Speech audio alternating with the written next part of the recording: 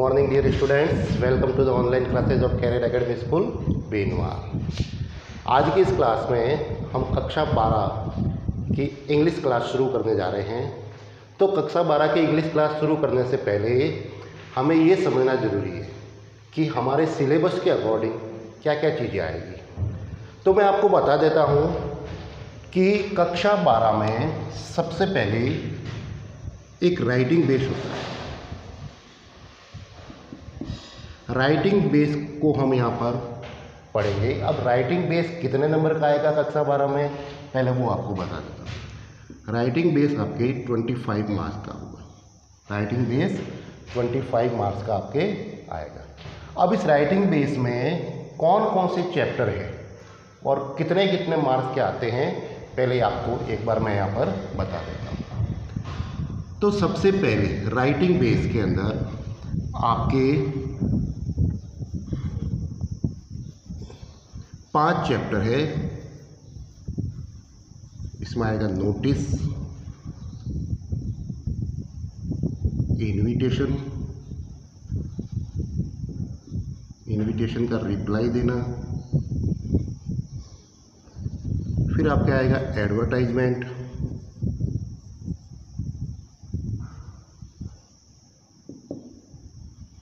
Next आएगा drafting poster,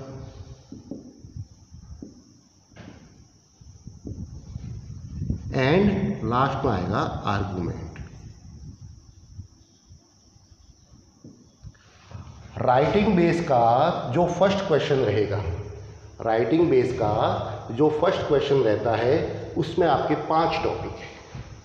5 में से कोई भी एक टॉपिक आपको परीक्षा में करना है। 1 आउट ऑफ 2 क्वेश्चन आएंगे राइटिंग बेस के फर्स्ट क्वेश्चन के 2, एक ही क्वेश्चन में 2 होंगे, एक अथवा में होगा। इन 5 में से आपको एक टॉपिक सॉल्व करना है। ये आपके 25 मार्क्स में से 4 मार्क्स का आएगा। इसके बाद जो राइटिंग बेस का जो क्वेश्चन रहेगा वो आता है आपका लेटर राइटिंग। आपने लास्ट क्लासों में लेटर राइटिंग के बारे में अच्छी तरीके से पढ़ा है। क्लास 12th में लेटर रहेगा आपके लिए फॉर्मल लेटर। फॉर्मल और इनफॉर्मल में से फॉर्मल लेटर आपके कक्षा 12 में पूछा जाता है। अब फॉर्मल लेटर में कौन कौन से प्रकार आएंगे, तो फॉर्मल लेटर में आपके जो प्रकार होंगे वो होगा बिजनेस लेटर,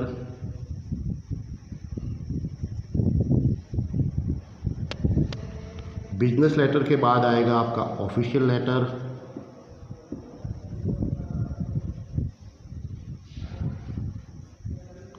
फिर आएगा लेटर टू द एडिटर,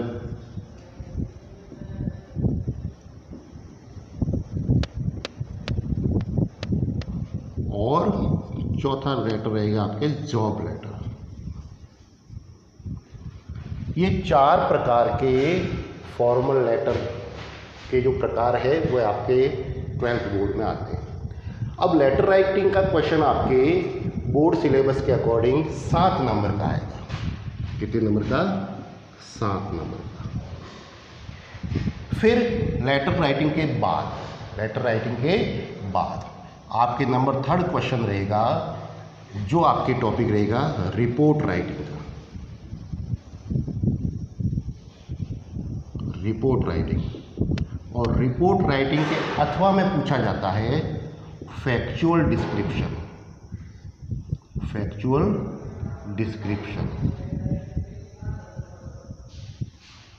ये भी आपके 7 नंबर का टॉपिक रहता है बोर्ड एग्जाम में। इसके बाद नंबर 4 माने राइटिंग बेस का चौथा क्वेश्चन रहेगा आपके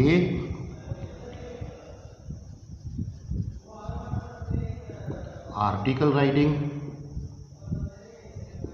और इसके अथवा में आएगा आपके स्पीच राइटिंग। ये भी क्वेश्चन रहेगा आपके 7 नंबर का। तो 7 + 7 14 और 7 हो गए 21, और 21 और 4 हो गया 25। तो ये 25 नंबर का आपका जो चैप्टर है राइटिंग बेस वाला वो इस प्रकार से आपके रहेगा। अब इससे आज हम इस फर्स्ट क्वेश्चन को शुरू करने जा रहे हैं कि जो फर्स्ट क्वेश्चन में अपने जो 5 टॉपिक आए हुए हैं इनको एक एक करके हमें देखना कि इस 4 नंबर को प्राप्त करने के लिए हमें इन 5 टॉपिक को पढ़ना जरूरी है, क्योंकि 12th की इंग्लिश में एक कंपोजिशन बेस के अंदर राइटिंग और रीडिंग बेस रहेंगे, ग्रामर बेस 12th में नहीं आता है। आरबीएससी की 12th बोर्ड एग्जाम में ग्रामर दी हुई नहीं होती। तो इस टॉपिक को हम शुरू करें। तो सबसे पहला टॉपिक मैंने नाम लिखा है नोटिस। तो नोटिस क्या होता है? तो यहाँ देखें कि a notice is a short piece of writing. Notice is a short piece of writing. It is factual and formal in nature. It is meant for a group of person or general public, or it is generally displayed on a notice board. Notice board पर लिखा जाने वाला हमारा क्या कहलाएगा? Notice कहलाएगा. A notice is written to provide information. A notice is written to provide information about an event, ceremony, invitation, warning, etc. etc. ठीक है, ये तो हुई नोटिस की डेफिनेशन.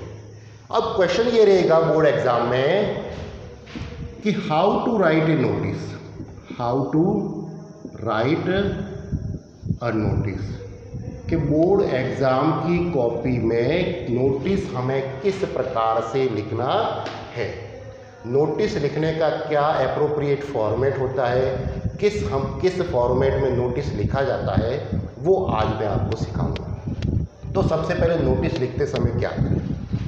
तो नोटिस लिखते समय सबसे पहले आपको बोर्ड एग्जाम की कॉपी में इस प्रकार का एक स्क्वायर बॉक्स बना देना है. स्क्वायर बॉक्स बनाना. नोटिस माने सूचना. सूचना कैसे लिखी जाती है नोटिस बोर्ड पर वो देखें. तो सबसे पहले क्या करोगे, बोर्ड एग्जाम की कॉपी में इस प्रकार का एक स्क्वायर वर्गाकार आपको बॉक्स बनाना है.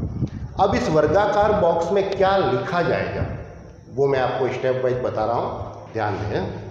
तो सबसे पहले नोटिस लिखते समय सबसे पहली लाइन क्या आती है?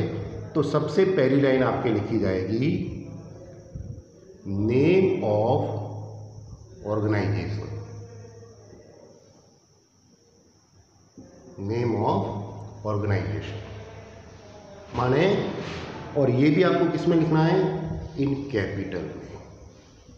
इन कैपिटल में. किसी भी प्रश्न पर आपके नोटिस आया है, किसी भी टॉपिक पर आपको नोटिस बनाना है, तो सबसे पहला काम ये करना है कि आपको एक बॉक्स बनाना है.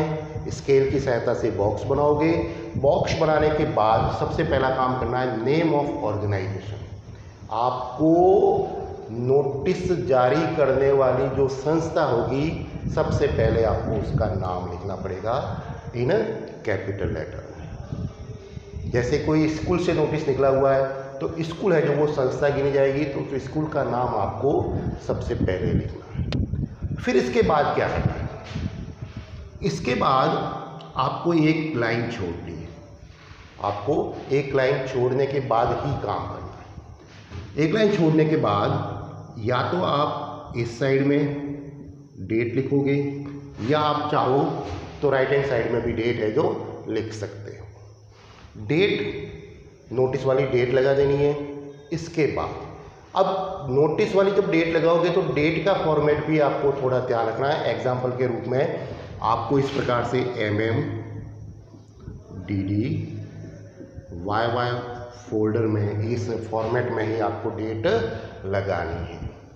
डेट लगाने के बाद वापस आपको एक लाइन छोड़नी है. एक लाइन छोड़ने से क्या होगा कि आपने जो काम किया है वो एकदम साफ सुथरा दिखेगा, जिसके कारण एग्जामिनर को नंबर देने में कोई दिक्कत ना आवे.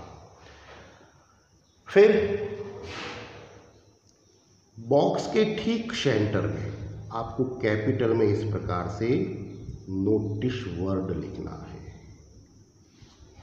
बॉक्स के ठीक सेंटर में आपको कैपिटल के अंदर क्या लिखना है?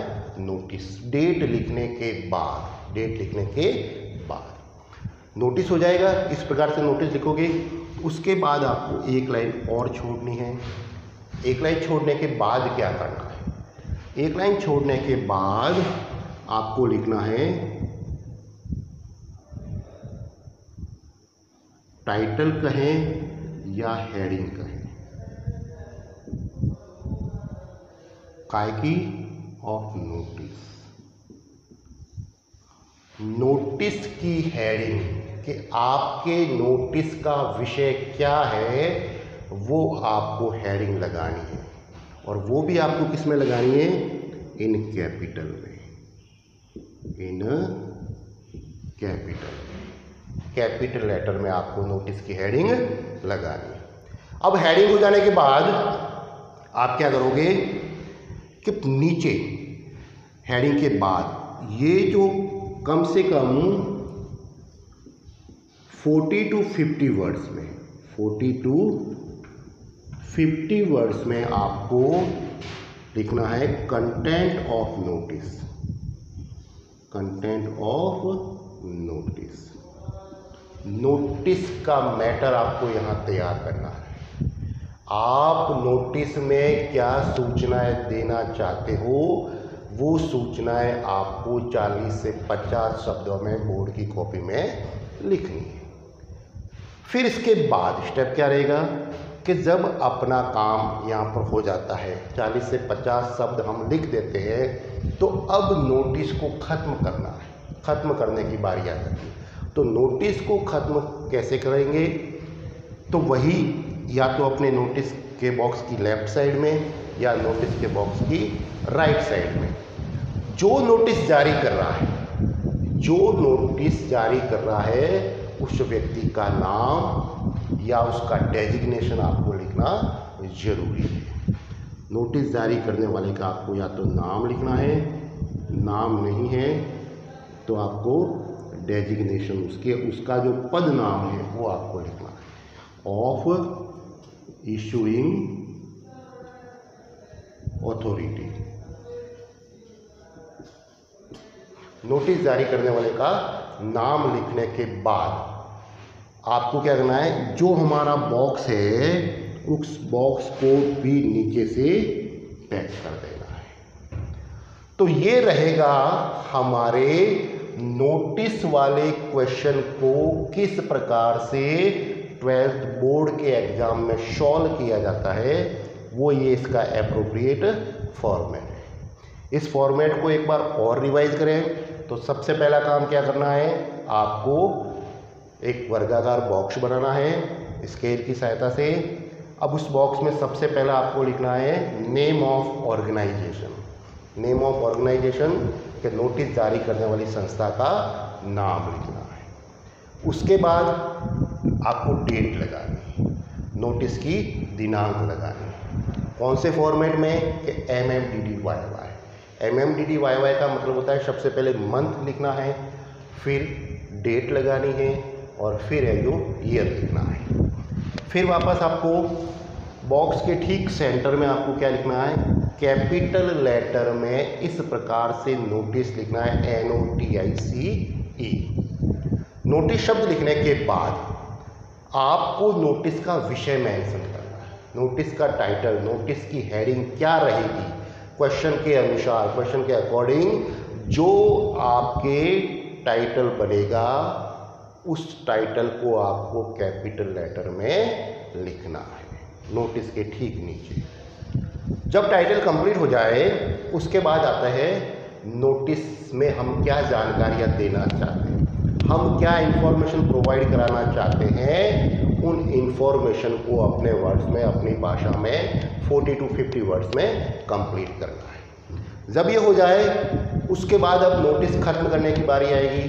तो नोटिस खत्म करने की बारी में आपको क्या लिखना है कि जो ये नोटिस लिखा गया है ये किसके द्वारा लिखा गया है, ऐसा कौन सा अधिकारी है जो इस नोटिस को यहाँ क्वेश्चन के अनुसार मेंशन कर रहा है, तो उसका आपको नाम लिखना है। नाम नहीं है तो उसका डेजिग्नेशन होगा, उसका पद नाम आपको लिखकर फिर बॉक्स को बंद करना है। इस एप्रोप्रिएट फॉर्मेट से जब हम नोटिस करते हैं, नोटिस को लिखते हैं, तो हमारी मार्किंग है जो 4 मार्क्स से होगी। क्यों? क्योंकि हमारे एग्जाम में ये क्वेश्चन कितने नंबर का आएगा? तो ये क्वेश्चन आपका आएगा 4 मार्क्स का। अभी नोटिस के बाद इनविटेशन भी पढ़ेंगे अपन। इनविटेशन थोड़ा बता देता हूँ कि इनविटेशन क्या होता है। देखो, अपनी आरबीएसई बोर्ड सिलेबस के अकॉर्डिंग इनविटेशन जो भेजा जाता है उसका रिप्लाई देना बताया गया है कि रिप्लाई कैसे देते हैं। यहाँ पर हम जब इनविटेशन को शुरू करेंगे तो रिप्लाई 2 प्रकार के होंगे, formal reply and informal reply. उसमें भी हम इनविटेशन को एक्सेप्ट करेंगे तो एक्सेप्ट वाला रिप्लाई कहलाएगा, इनविटेशन को डिक्लाइन करेंगे तो डिक्लाइन वाला रिप्लाई कहलाएगा। फिर इसके बाद आपके तीसरे पॉइंट पर है एडवर्टाइजमेंट। एडवर्टाइजमेंट से आप भली भांति परिचित है। एडवर्टाइजमेंट की अगर हिंदी करने जाएं तो हम उसे कहते हैं विज्ञापन। आप लोगों ने देखा होगा मैगजीन के माध्यम से, न्यूज़पेपर के माध्यम से अलग अलग प्रकार के विज्ञापन दिए हुए होते हैं। विज्ञापन 2 टाइप्स के होते हैं, जिसमें क्लासिफाइड विज्ञापन भी है और जनरल भी है। तो हमारे एडवर्टाइजमेंट में क्लासिफाइड एडवर्टाइजमेंट हमारे कोर्स में है, उसे हमें पढ़ना है। फिर आएगा ड्राफ्टिंग पोस्टर, पोस्टर क्रिएट करना, पोस्टर बनाना, ठीक है। तो वो पोस्टर हमारे चैप्टर एक और रहेगा। और फिर आएगा आर्ग्यूमेंट। आर्ग्यूमेंट में फेवर में भी आर्ग्यूमेंट करना है, अगेंस्ट में भी आर्ग्यूमेंट करना है। तो टोटल ये 5 टॉपिक आपके राइटिंग बेस का एक क्वेश्चन रहेगा। राइटिंग बेस का एक क्वेश्चन जिसमें 5 टॉपिक है। 5 में से 2 एग्जाम में आएंगे, 5 में से 2 एग्जाम में आएंगे और आपको एक करना है, 1 आउट ऑफ 2, जिसमें से आज मैंने आपको बताया चैप्टर का नाम था नोटिस। तो नोटिस को इस एप्रोप्रिएट फॉर्मेट में जब आप कंप्लीट करोगे तब जाके आपका नोटिस है जो सही माना जाएगा। अब नोटिस पर किस प्रकार से प्रश्न बनेंगे, नोटिस पर किस प्रकार से प्रश्न बनते हैं, हम 1-2 एग्जाम्पल देखेंगे और उन एग्जाम्पल के माध्यम से नोटिस लिखने की कोशिश करेंगे। जो रहेगा अपनी कल की क्लास का टॉपिक, उस कल की क्लास में हम नोटिस पर आधारित प्रश्नों को सॉल्व करेंगे। धन्यवाद।